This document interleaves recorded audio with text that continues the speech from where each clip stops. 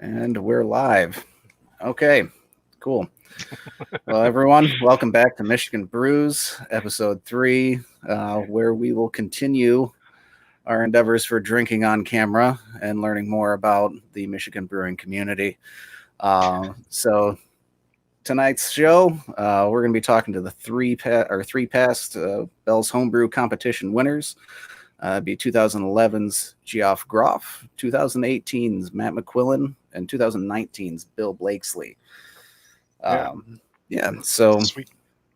Honestly, the agenda's pretty loose. So yeah, we're going to pull everybody in here soon and get to talking to them and figure out why the Bell's Homebrew competition is such a big deal. I know it is to me. Figure out how to win next year. Yeah. Hopefully. Get all this. Yeah, exactly. But I guess before we pull them in, what's everybody drinking here? Brian, Jason? I've been feeling I was on a really big IPA and like stout, roll for like months and months and months, especially like over the winter. But now that it's warm, like I'm digging like and crave like you just crave something, sometimes like something sour or something, clean or whatever. So I've been like craving like I don't know, crisp like lagers and stuff like that lately. And I was at Meyer the other day and I found some Lager of the Lakes from Bell's, which is out around this time. Absolutely love Lager of the Lakes. Oh my god, man, it's like itching that scratching that itch for me, like so good right now. So for yeah, I'm probably reason, drinking this all the night. Scratch sounded right to me. Like then you would go in to correct yourself. I'm like, what's this? Correct? Yeah. Right? Yeah. What are you drinking? So I'm gonna go and jump in here real quick because I'm gonna, before you do it, just in case you're drinking it, I've got back to the hams.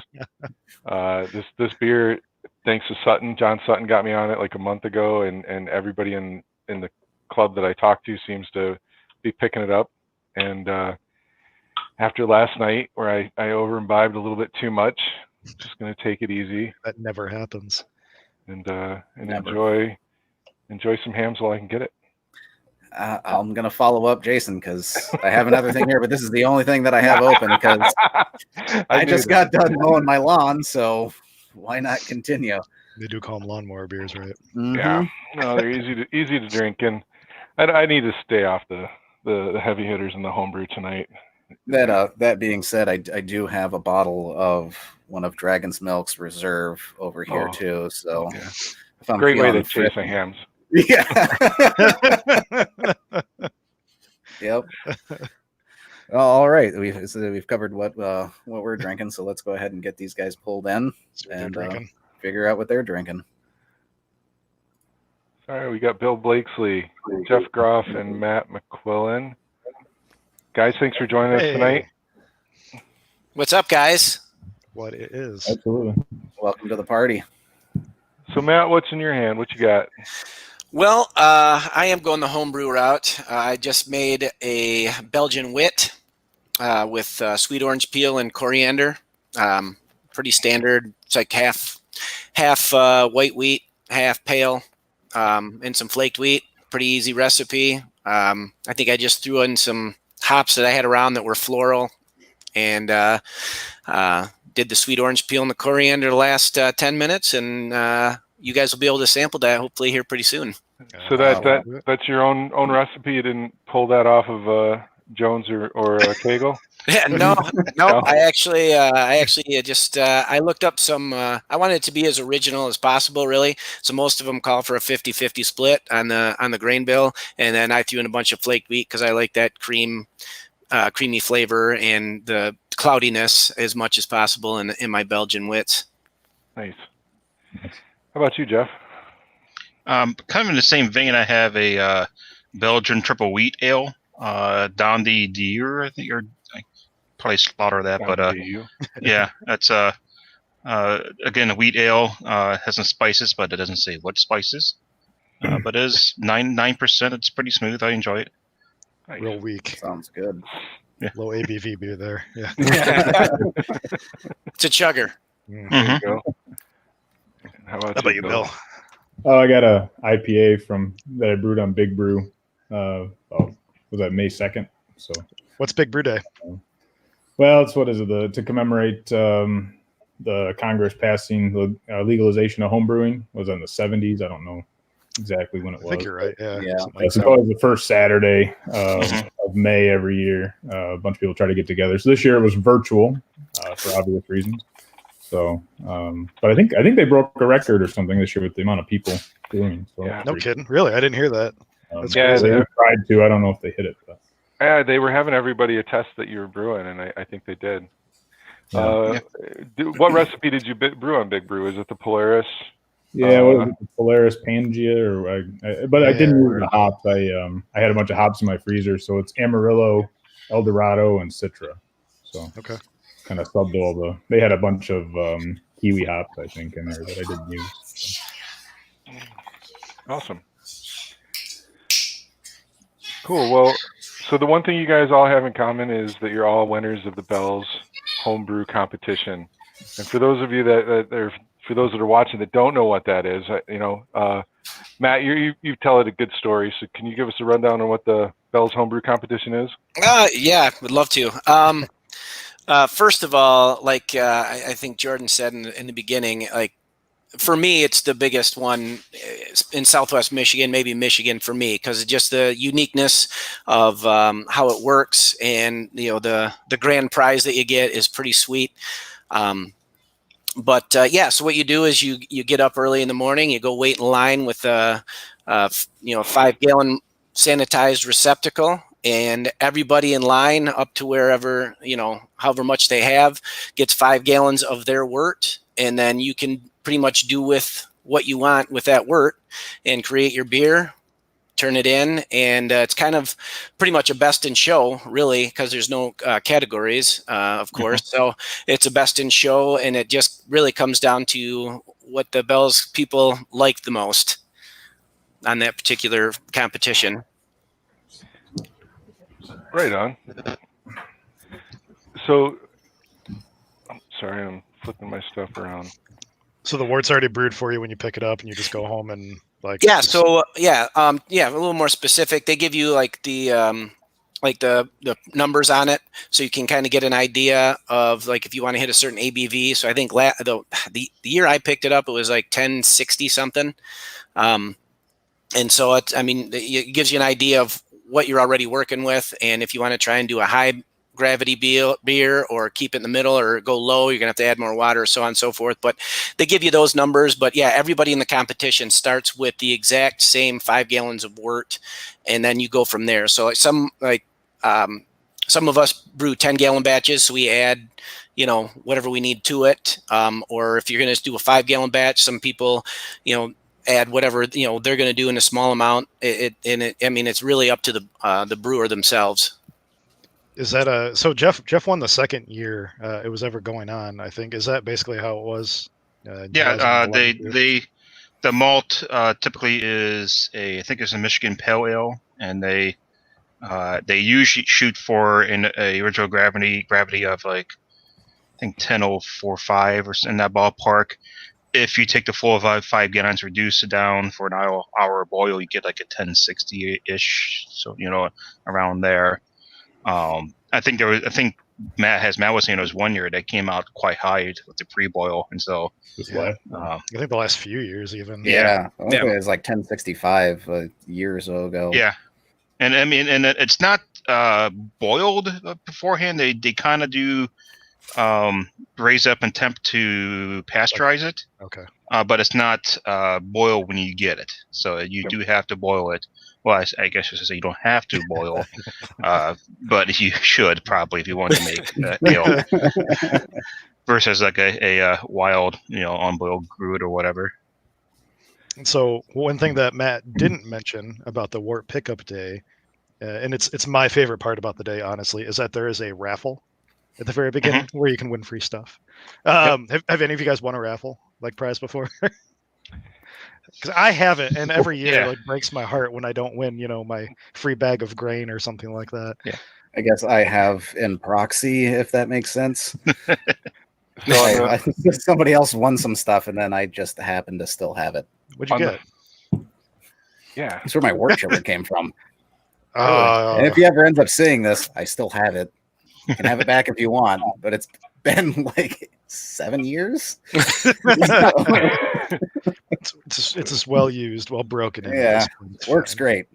So the flip side of it there is, I've won something in the raffle every year I've gone. You have not. Seriously? I've won bags of grain. I won a set of Anvil brew paddles one year. Nice. The last year I won something really stupid. It was like late thing. I think a box of hops. One year I won a bag of smoked malt from Pilot House Malts right after I was actually standing next to their table, and I picked some up and chewed it, and I spit it out, and and I told the guy how much I hated smoked flavor, smoked malt. It was disgusting. And then Dave Curtis calls my name, and I go up there, and here's your 20-pound bag of smoked malt. And I walk back to the table, and the guy without missing a beat, he's like, "Here, I'll swap it for something else." So super cool. Perfect. Right on. So go ahead. I was just going to get into that. So let's go around. What beers did you win with, Bill? You won the most recent one. What did you take the competition with? Yeah, it wound up being a Imperial Coffee Blonde, which I did not set out to make an Imperial version of a coffee blonde, but Bell's wort, like they said, was a lot stronger than I anticipated, and I'd already bought all the ingredients and everything I kind of was planning on doing, so I just kind of went with it. You didn't intend to use coffee, though, right? Yeah, I was going to make a coffee blonde. That would have been even weird.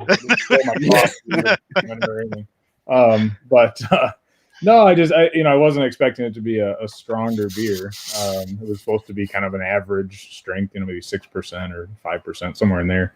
But when I got the word, I was expected to be like 1040 something, like Jeff said, and it wound up being, I think, 1065, or it was pretty high. I don't remember what it was offhand, but anyway, so I just went with it and had the grain. I steeped some Maris Otter and some flaked oats, and then it wound up being like an 8.5% beer. In the fermenter, I put some vanilla, and I used a butter pecan coffee from Kalamazoo Coffee Company. I think it's their Soul of the South coffee in the secondary too, and it turned out to be a really nice beer at about 8.5%, and it wasn't an easy drinker, but it was still really smooth. So just like whole coffee beans in there. Yep, whole coffee beans. I think 2 ounces in a 5-gallon batch, so nothing crazy as far as the amount. About a day and a half steep in the secondary and kegged it. So no joke. That's awesome. Yeah. How about you, Matt? We'll work backwards.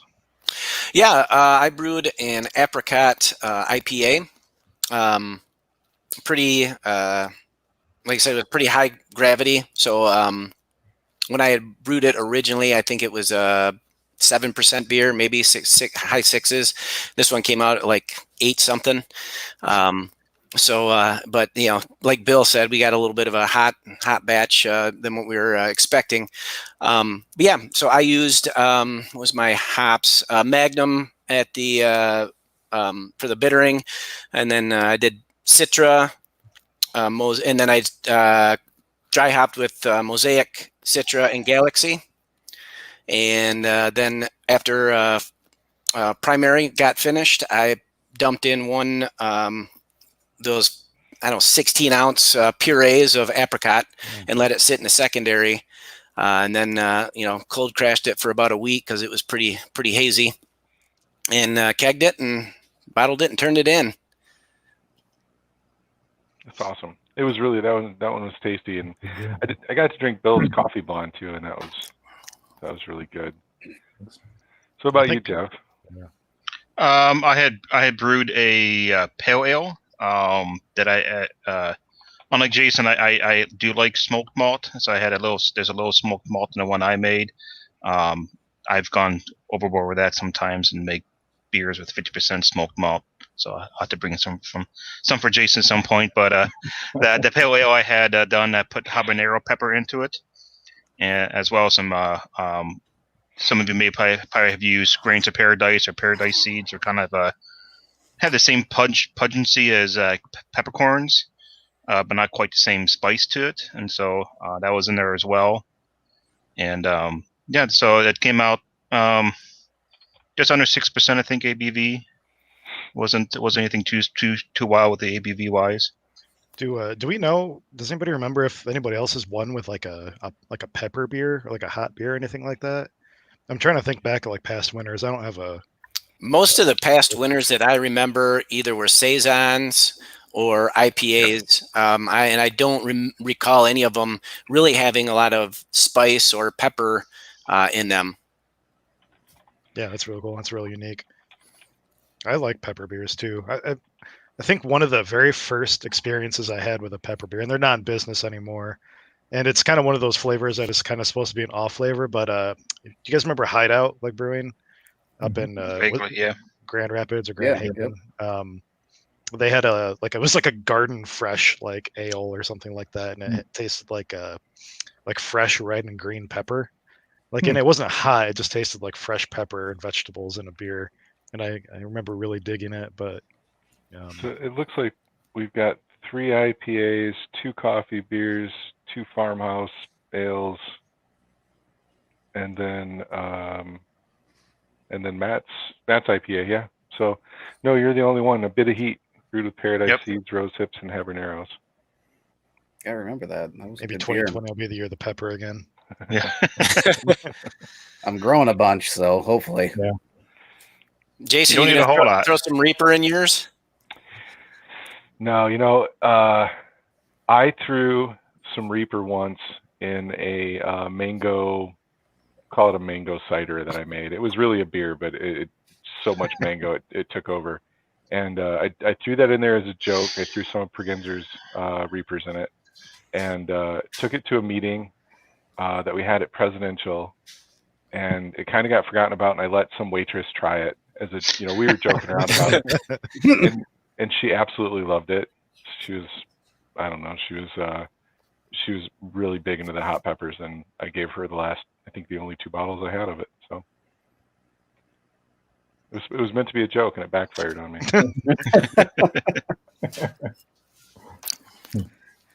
So I guess that since we were just talking with Jeff, sorry, I think I mispronounced your name earlier. I was just reading it phonetically. That's my fault entirely. I'm used to it. Yeah, you can just feel free to correct me if I ever do it again. But yeah, so are you still entering the competition? Even though like 2011 was 8-9 years ago now at this point, so you still doing it? You still myself? Yeah.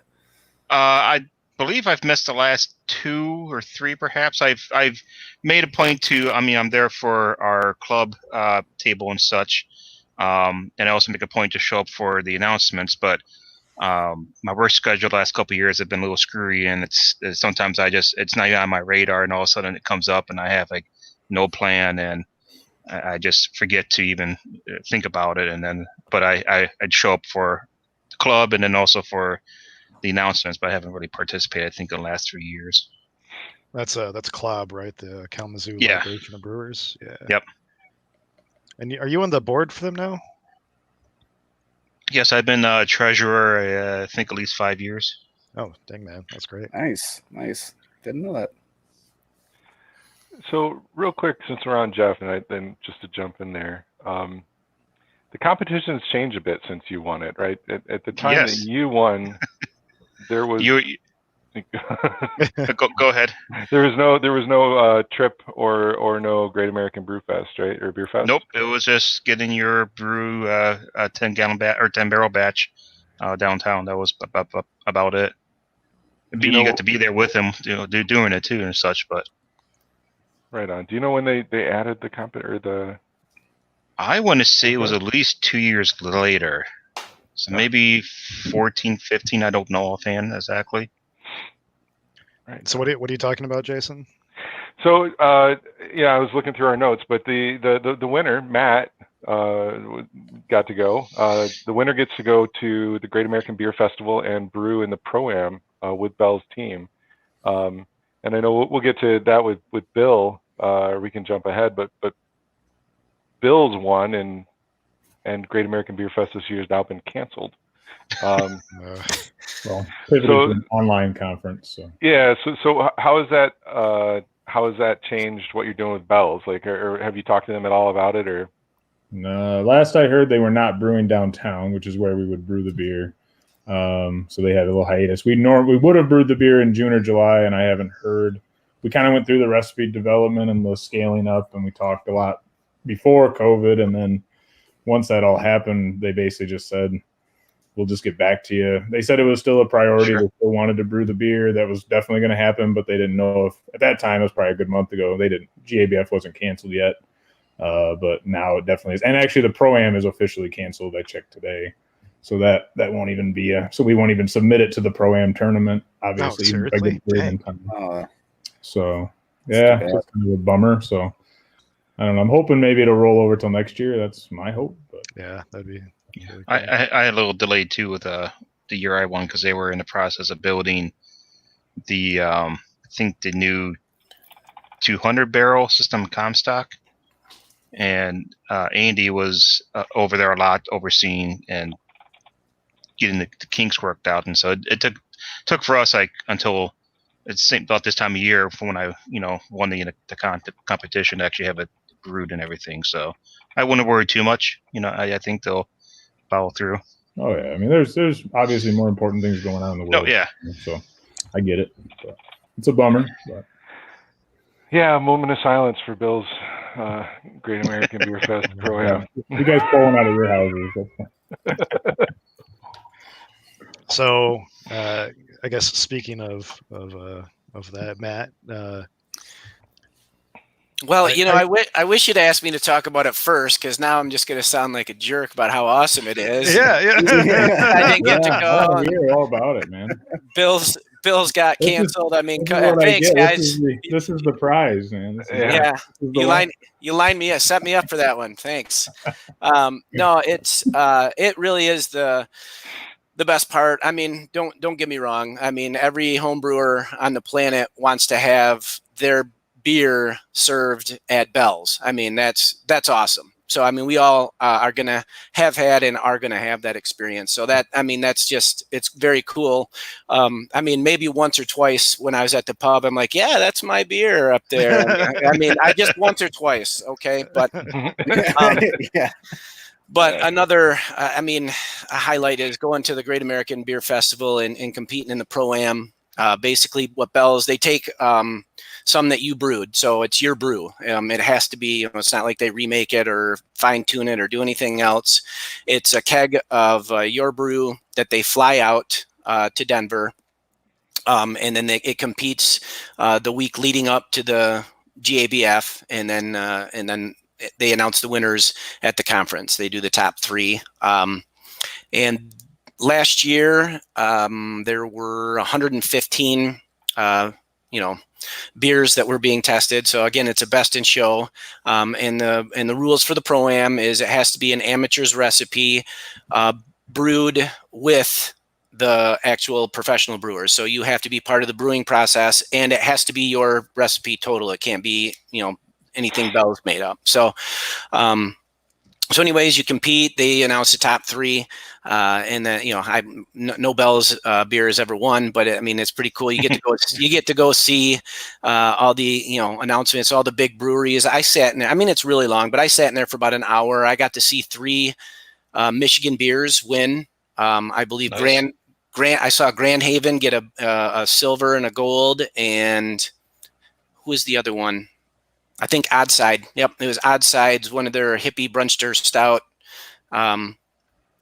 mixes, won something.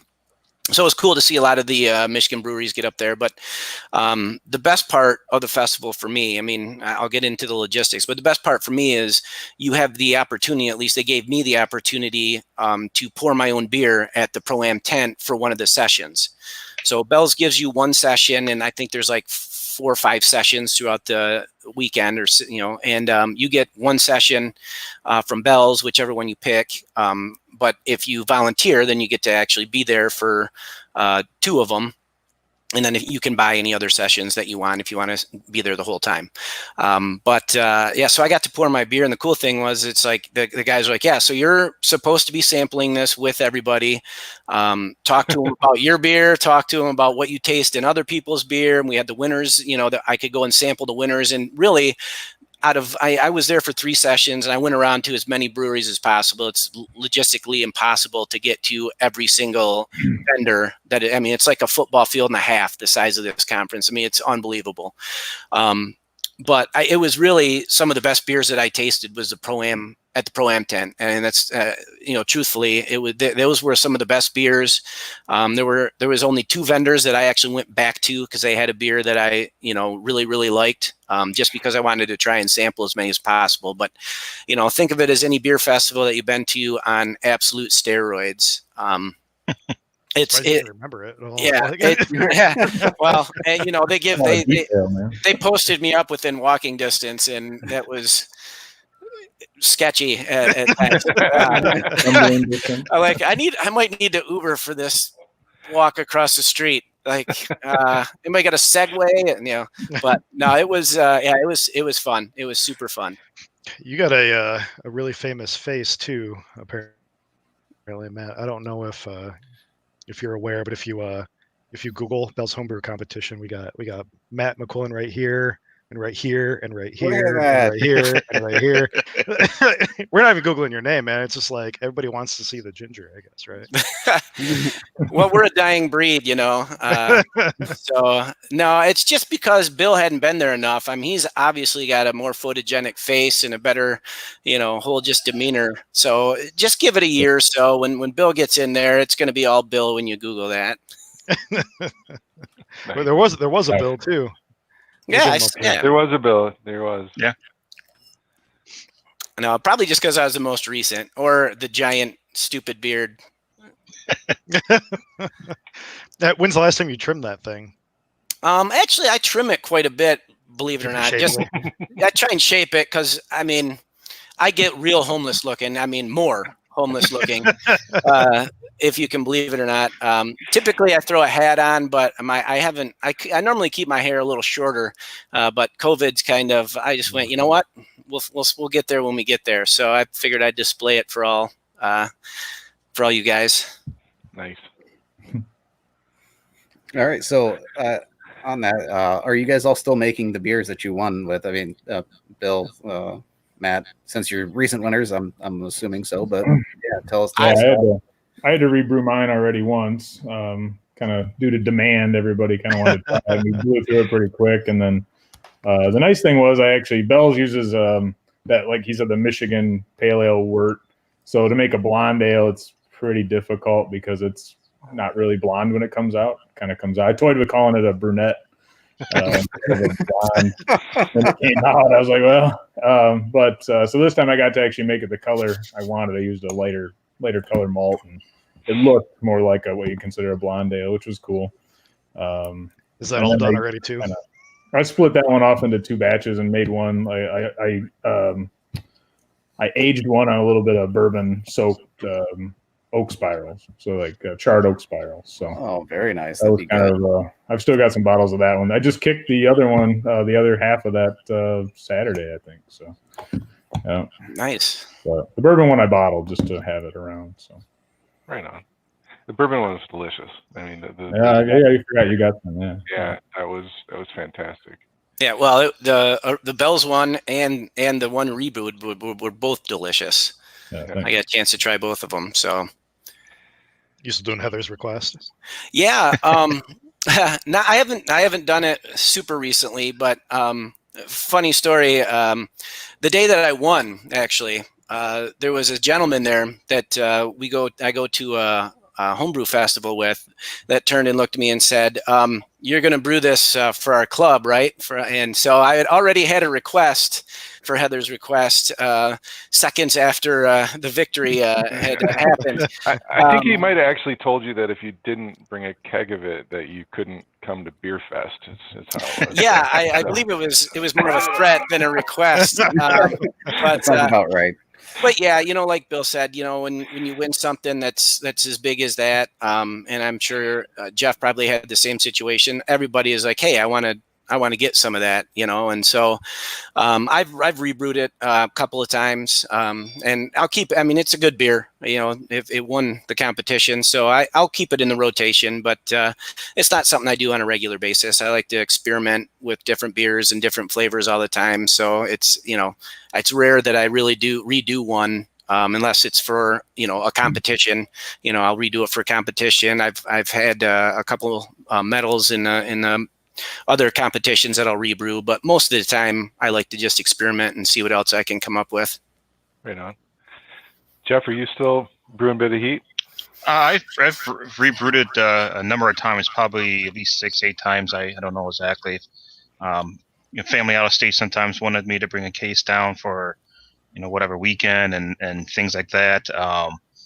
I was brewing part-time at Bright Eyes for a year and a half or so, and we brewed there once or twice as well. So it's been cool. been in Kalamazoo other than Bell's in the last couple of years. Nice. That's really cool. awesome. That's awesome. About the only thing I've changed with it is rather than trying to use fresh pepper, I'll dry in the food dehydrator and then grind it down. And rather than have to wait for it to sit on the pepper and get the heat out, you have the heat in almost instantly once you add that dried crushed pepper to the boil or the fermenter, however you want to do it. You get that extraction, a lot quicker. You don't have to sit and wait weeks. You think the flavor changes at all? Like, is it more like a fresh pepper, like heat, like when it's like not dried, or? You don't. My palate probably isn't that sensitive, but you probably don't get that real fleshy, that the pepper fleshy flavor from it. But okay. but I was usually more aiming for just having that little edgy heat to it. Yeah.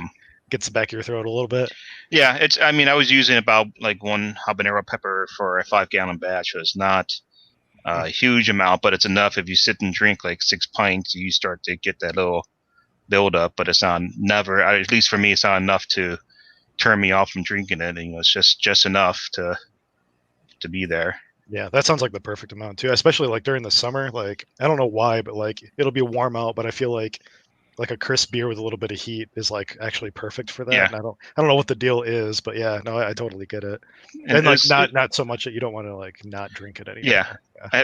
I've even done some experimentation when I've increased that too, where I more smoked malt, more pepper. I've even used there's a smoked black tea called Lapsang Shushing I've put in there that to me is more ash like in quality. Smoked malt tends to be more like smoked meat in a bit.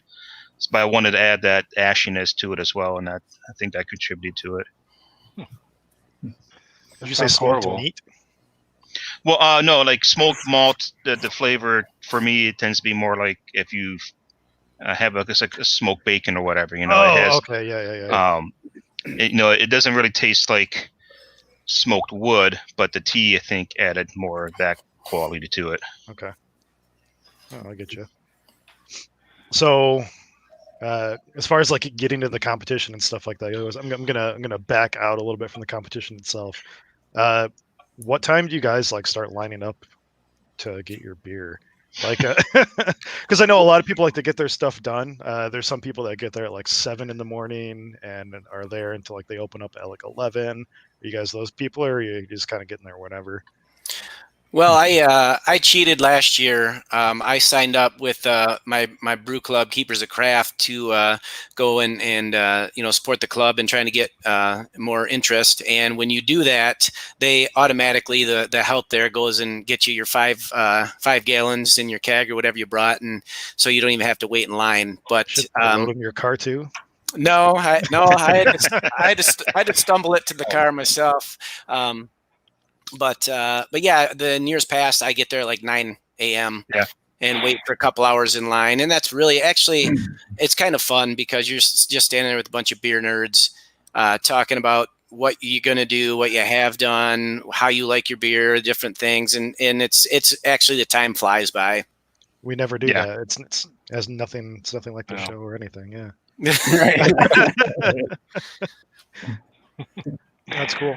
You Jeff, you haven't been in the last couple of years, but I mean, initially it was the same where I was probably there at 8:39 whatever and waited just like everyone else, and then got my wort at whatever time, and basically depending what my day was, I either went home and brewed right away, or you can put it in the fridge if you have one big, if you have one with space, and wait till the next day to do it if you want to, and that should be fine. But like Matt, as I've been helping with the club, same thing. I get preferential treatment with that. I think now that I think about it, Matt, didn't I the year before you won? Did I grab your wort for you?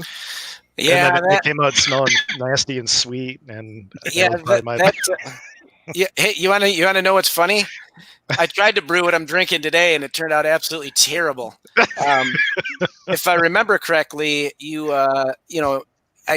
picked it up for me, and I couldn't get it for what was it, like 2 or 3 days, so I had to sit for a little while. Yeah. And so Brian was nice enough to purge any oxygen out of it by actually carbonating the wort itself.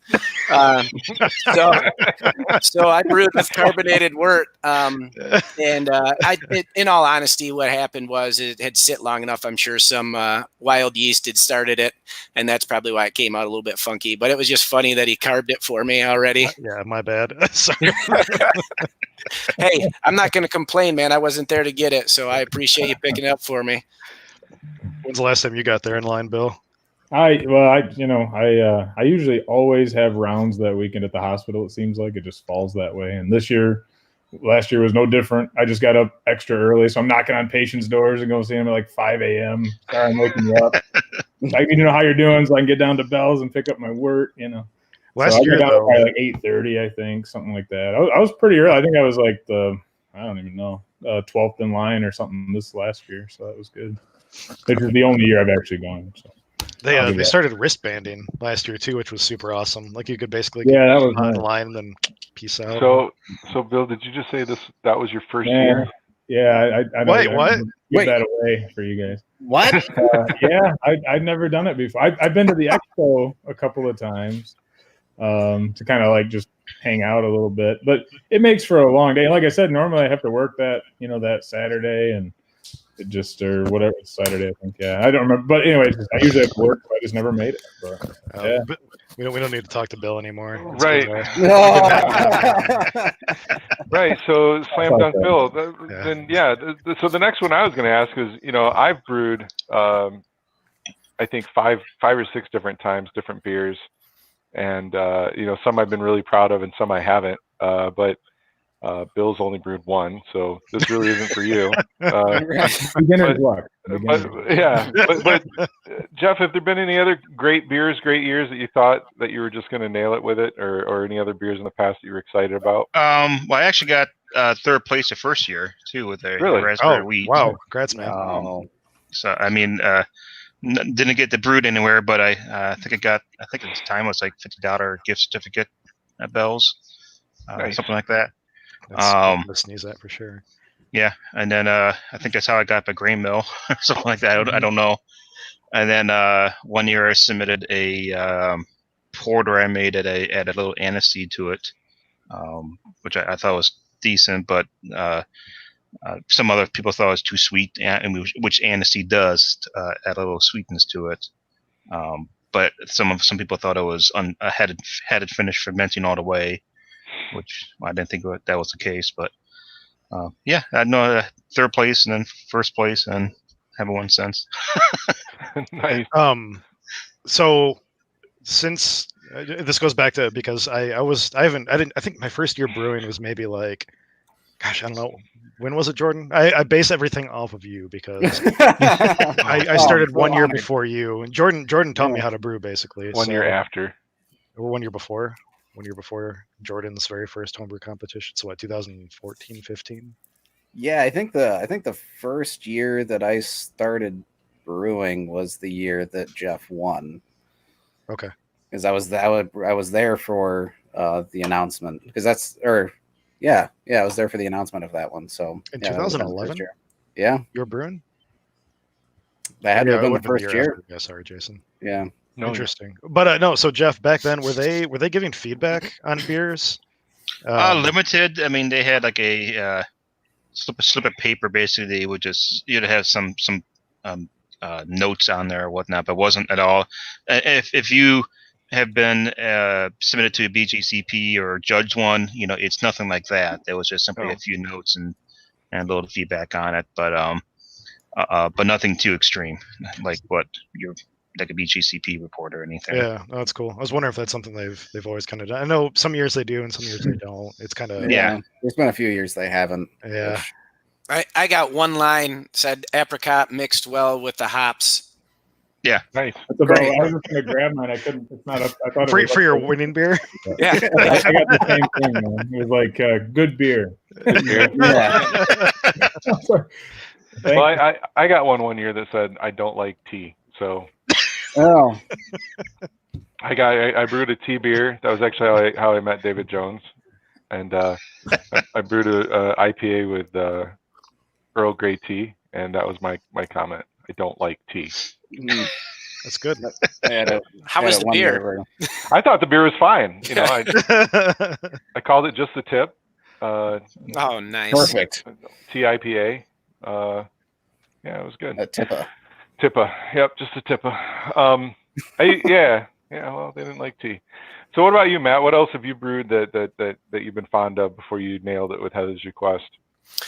Well, to be honest with you, I'm not even a big IPA guy.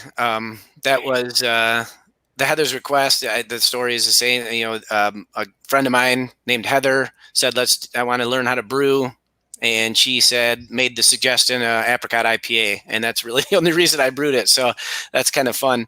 But I really like the darker beers, the porters, the stouts, I like the Scottish flavors. So I've been tinkering a lot with using the tartan yeast, which is a Scottish ale yeast, but kind of making a Scottish stout, if you will.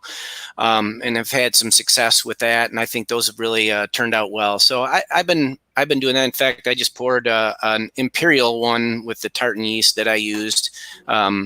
That I think turned out pretty well too. So those are pretty much, that's kind of where I spend a lot of my focus in the summertime. Like I have my Belgian wit that I showed you earlier that I like. I'm proud of. I kind of I'm the worst judge of my beer. I always think it sucks.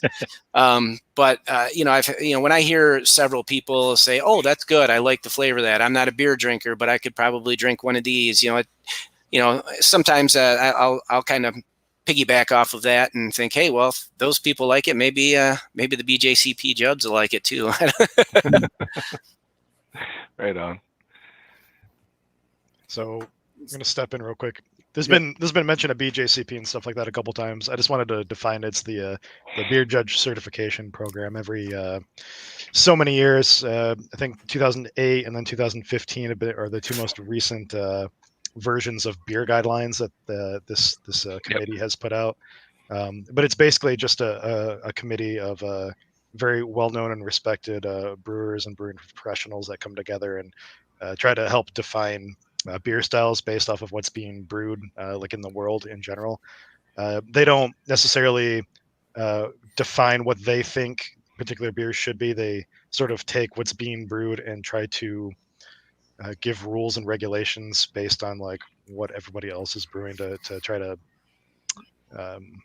give some like stats and numbers and targets to hit when like brewing a particular style, which is very much needed for judging beer. If you're just submitting a beer and say, hey, this is an ale, and you don't have anything to compare it against, if somebody hands you like a nice clean blonde ale and a big heavy stout and you say which one's better, I mean it's hard to say, right? I mean there's too many too many, I don't know, variables. Thank you, variables. So but if a bunch of people hand you something that says this is supposed to be an Irish stout and you have a bunch of vital statistics or something that you have to hit to They give you the criteria. The criteria. Yeah. So alcohol content. When we say BJCP, that's what we're talking about. Yep. I guess just to not derail, but on top of that, we have a comment. Jeff, are you still certified? Yeah. Yeah. Congrats. I'm trying to remember when I got that. It was had to be 2010 maybe or 11. I don't remember. That's awesome. Studying was fun. Were they doing online tests then too for the? No, that we.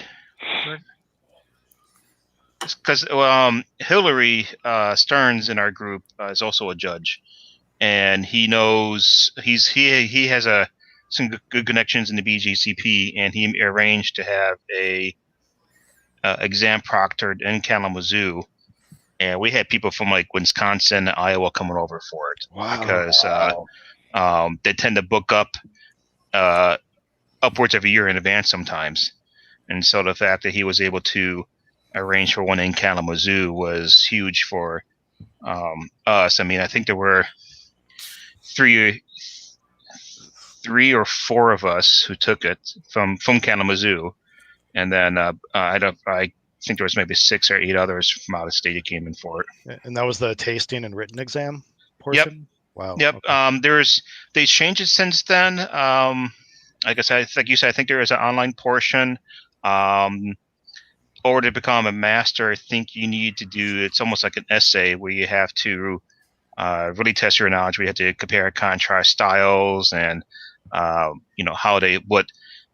what styles are defined by their base malts and things like that. So you have to know all the base malts, what styles may be 100% of that, and, just be able to compare and contrast a lot of ingredients and styles and things. That's cool. Yeah, I didn't know that. That's really neat. Something I've always thought about doing, but don't have the time. Yeah. With the drive. Yeah. Same. Yeah. Like studying was fun because the 3 or 4 of us just got together and drink beer. I mean, we would go out and try to find beers of a particular style and just sit, drink, and talk about it. And what do you get out of this? And that's basically what judging is. It's spend 2 minutes just bickering among each other what you like and dislike about it. That's a really great idea. Yeah. That's awesome. So I guess back on the topic. Since all 3 of you are past winners of the Bell's Homebrew competition, do you guys have any tips that you can give? Well, at least us 3 and anyone that's listening who has aspirations to try to win. Not to be confused with the TIPA. Yeah. Yeah, I think it's one of those. It's just, obviously it's a best in show type thing. Like you said, you're going up against every other kind of style, probably for the most part, or many, many different styles. Yep. And to stand out is tough. But you still got to have something that's kind of a crowd pleaser. I kind of went back and looked. It seemed like fruit beer was winning over and over again last several years, and so I kind of want to do something a little different than that. I didn't want to do the same thing. So. It's just, you can, that's tough, man. I don't know. How many people, do you remember, Jeff, like how many submissions there were when you went back in 11? Has it gone up? I want to say, I don't remember how many total people got were, but I think like 180 where maybe returned it, and something like that. I don't recall, but I'm sure there's numbers maybe on Bell's old blog somewhere. Sure. But I something like that. I don't recall exactly though. Yeah. So obviously it's a lot of people, and well, I think too. Like you said, I agree with everything you said, but just to make the real beer tasters, I think at the competition don't really taste anything that hasn't come from a lot of amateurs that are just like Bell's employees that pass it along. So like the first round is like, it's really subjective. You don't really know what one person likes. It could be the fact that I made a stout has never won. And like I said, I'm going to try and win with a stout next night because that's what I like to brew. And the first thing I say about anybody entering the Bell's competition that's asked me before is brew something that you like, because you're probably not going to win and you're going to have 5 plus gallons of it at home. So brew something that you like. And like Bill said, brew one of your crowd pleasers that, you share with people, and when you share with your club or whoever you share your beer with, and they say, oh, that's really good. hey, maybe I'll give that one a shot. And then you got to take into account, like, how am I going to blend it with the wort and do that kind of stuff. But, I say brew something you like and that other people like, and right. Getting a homebrew club too. I mean, that's really, I brewed was kind of a testament to that. I mean, I think I've been working on a coffee blonde, but one of the guys in the club made theirs with vanilla and somebody else put oats in theirs. And, so when I would kind of was rebrewing one, before I did the competition, I liked those things that I wouldn't have ever gotten if I didn't, hang out with those guys in the club, to know I liked those little things in the beer. And so I kind of use those little things that I learned going to the club to make that beer. So, Yeah, I totally to piggyback on that me too. And what's made me better, like, I just started out, I like to drink beer, so I'm going to make it. Like, I like to cook and I like to drink, so why not put those things together? But I started up with the Keepers of Craft and just ran into a lot of really knowledgeable people that had done competitions. They were making really good beer, and when I gave them some of my beer, I'm the type of person, like, I want feedback. Tell me what sucks about this and I can fix it. And by doing that over several years is really what has catapulted me into making pretty decent beer on a regular basis, just by listening to what those guys had to say, the presentations that were available to me. It's really made a world of difference in my brewing skills. What about you, Jeff? I probably say, from at least from my experience, what I've been judging for BJCP is sanitation. I mean, it doesn't matter how your recipe is. If you make a great IPA, if everything after, once you make it, is dirty and it's coming in contact with it, who knows what you're giving the competition? Who knows what you're handing in? I've had beers where the bottles have just gushed everywhere. You can see material on the inside of the bottle. Someone didn't wash the bottle beforehand. That's probably, I would say, the most important things to make sure anything that you have come in contact with the beer once you've made it is clean and sanitized up to the point you hand it into them, just because you don't want to give them a wild card. That's nobody wants to have to clean up exploding beer off their judging table and stuff too, I guess. Yeah. Oh, Matt, go ahead, Jeff. I'm sorry. No, that's fine. Matt brought up something that I don't know if we touched on more in depth either, but you brought up taking the Bell's wort that they give you and manipulating it, and I think that is probably one of the most challenging parts of the entire competition, is manipulating their wort and doing something with it already. Because, like, normally we start with water, right? As brewers, we start with water and we mix grains with it, and we know at least pretty roughly, like, what our gravity is going to be and what our color is going to be and what it's going to taste like. And we're going into this competition sort of blind every year, right? Like, normally in the past it's been like a 1050 wort or something, but sometimes it's 1064, sometimes it's a little bit lighter, sometimes it's a little bit darker. So, like, what happened to Bill? He planned on doing a coffee blonde and he ended up with a coffee brunette, and an imperial one at that. And then if you want to add more wheat to your competition beer, you're trying to mash in maybe with the wort that already exists, or maybe you're doing like a mini mash and adding it to the wort that you got from Bell's. And there's all these little factors that make it almost a little bit more challenging than just brewing a regular, like, beer recipe that we kind of can already picture in our heads. And I just kind of wanted to throw that out there because you just made me think of that, Matt, and it's kind of a bitch. Yeah. To be honest with you, I try to keep it as simple as possible when I did it. And I made a 10-gallon batch when I did Heather's request, and I think just allowing yourself a bigger batch allows you a little more leeway with playing with gravity, playing with getting the right flavors that you want in there, so on and so forth. So I basically took my my normal Heather's request recipe, and I left the base grain as the same, and then I doubled all my adjuncts that I put in it. so that it was a 10. So I just basically took their 5 gallons of wort as that was the other half of what I would have added in base grain wise. Oh, that's great.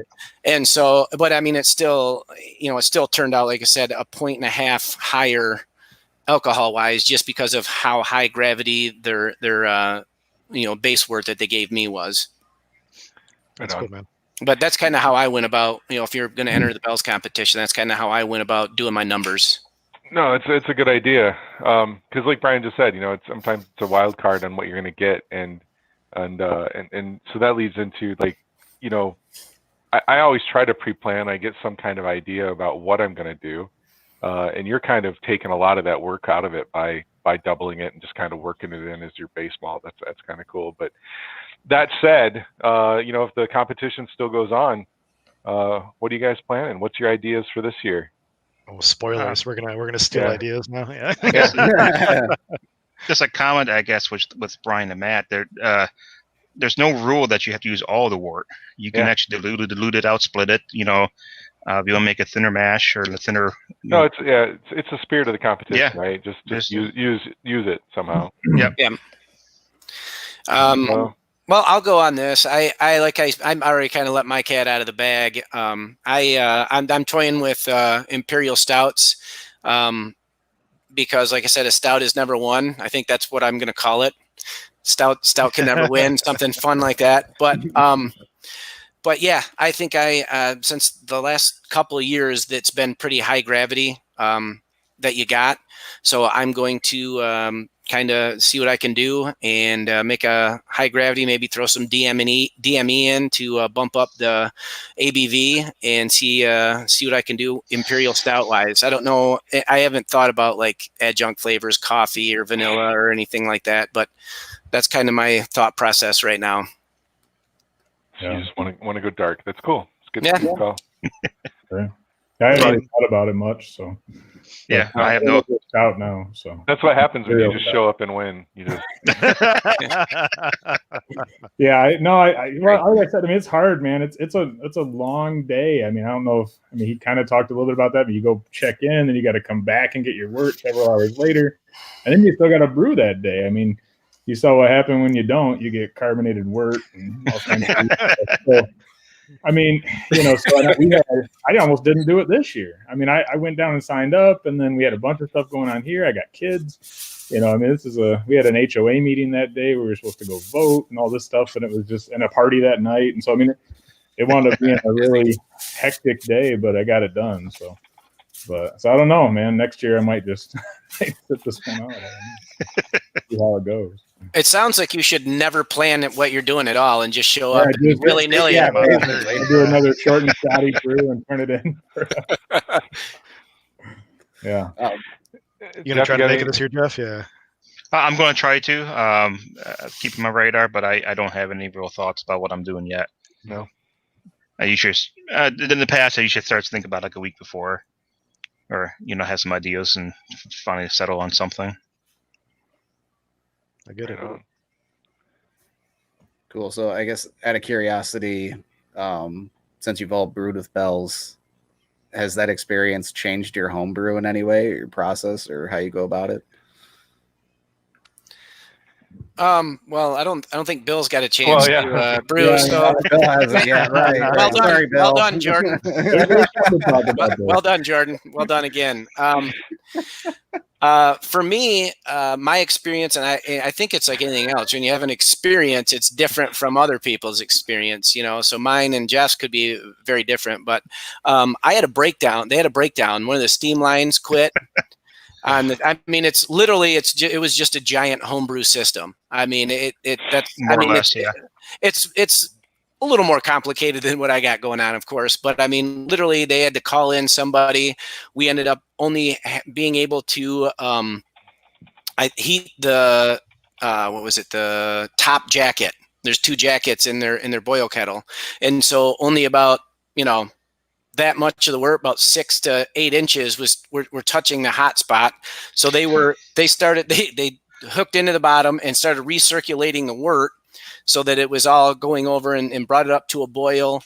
And we didn't hit our numbers, so we had to add more water because we were it was going to be like a 12% beer.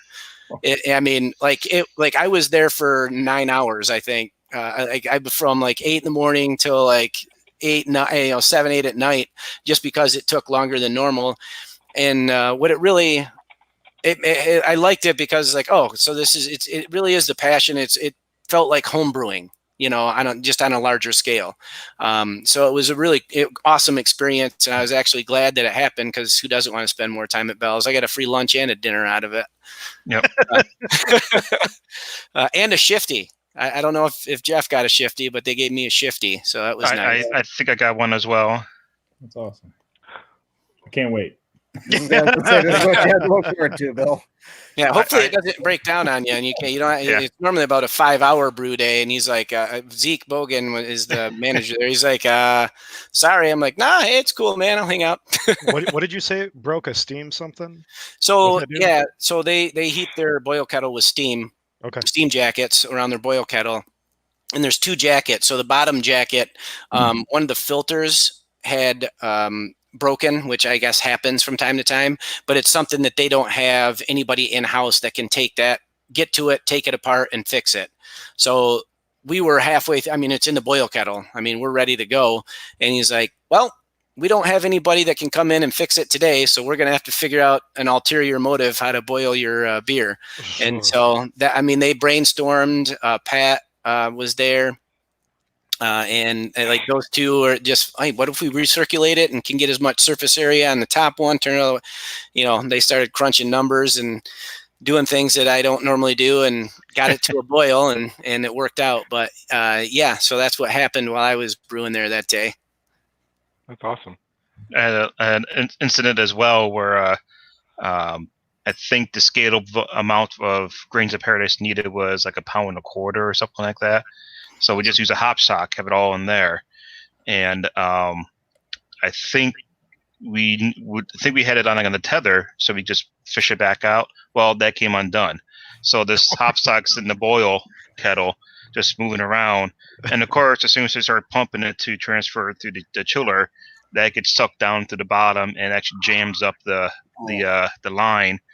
And Andy had to shut the valve. He actually had trouble because it was passed through both of the ball valves there. Oh, so he actually had trouble closing both of them, separating them. Then he had to take scissors to actually cut through the hop sock to actually then separate it, and then go from there. So I'm sitting there thinking, I broke the brew system.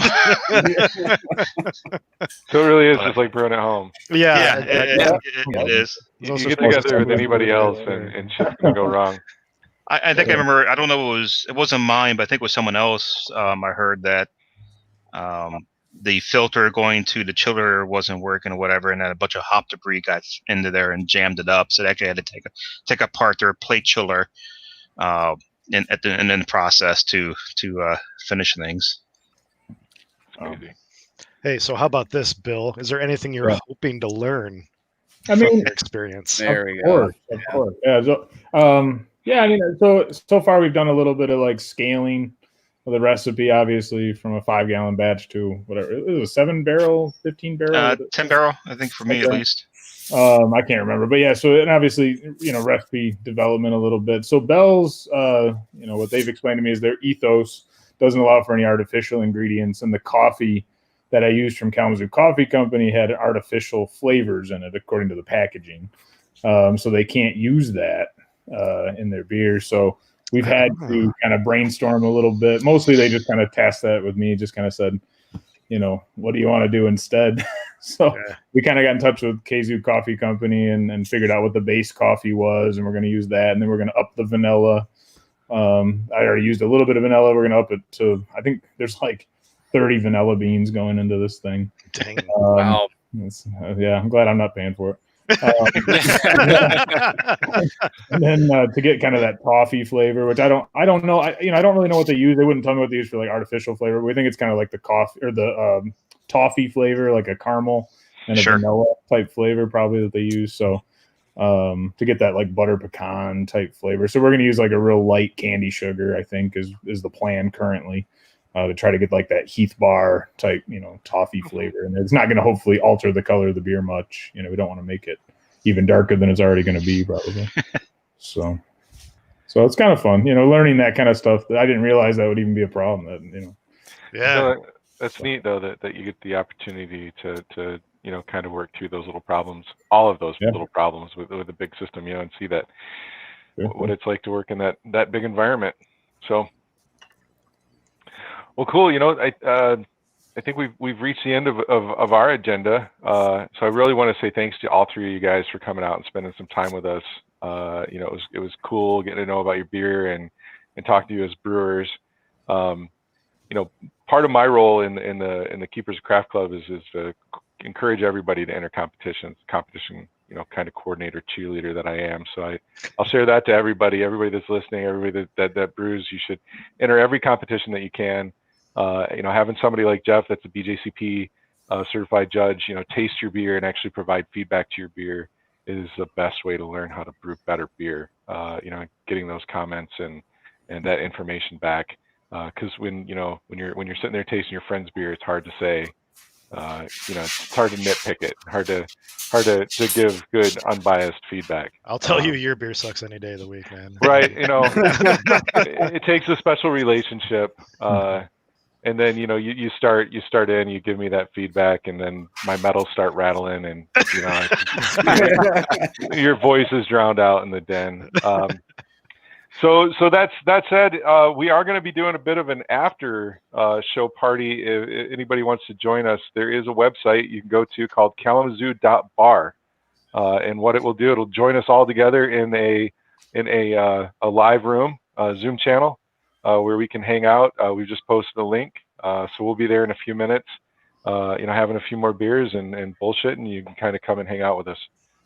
So again, thanks everybody. We don't have the exact topic for the next show yet. We're still, new and still trying to figure out, what we're doing and arrange for people to join us. But we do plan on being back next Monday, same time, 7:30. And keep an eye out on our Facebook or, for information on who's going to join us. Drew Doster interrupted your outro here with a last minute question before we peace out. So Drew is asking, he said, I've talked with many homebrewers that have entered the Bell's homebrew competition. Some have expressed an interest in a more traditional approach, e.g. Bell's provides the base malt, hops, etc., but not the pre-made wort. Would this eliminate some inconsistencies, you think? What are your thoughts? Any of you guys have thoughts on that approach based on, or instead of just them providing the wort? I can totally see that. I've heard that opinion. I would enjoy it more, I think, it's cool to do it with their wort, but it's also it limits you in a lot of ways, I think. Or you have to get you also have to get a lot more creative. So maybe that's why they're looking at it that way. But just to give you a $10 credit at the store would be cool. I've heard that too. Record it, and that'd be really cool. You can kind of you don't have to wait in line to pick up the wort and all that stuff, which would definitely be easier on me since I got 2 kids at home. So right. All right. Right on. Well, we'll see you guys at the bar. All right. Come check. I'll need that link to join. Yeah. We'll get it to everybody. I'll send it over to you. Cool. Awesome. All right. Thanks everybody for listening. Thanks you guys for joining. And cheers. Next week. Cheers, guys. Cheers.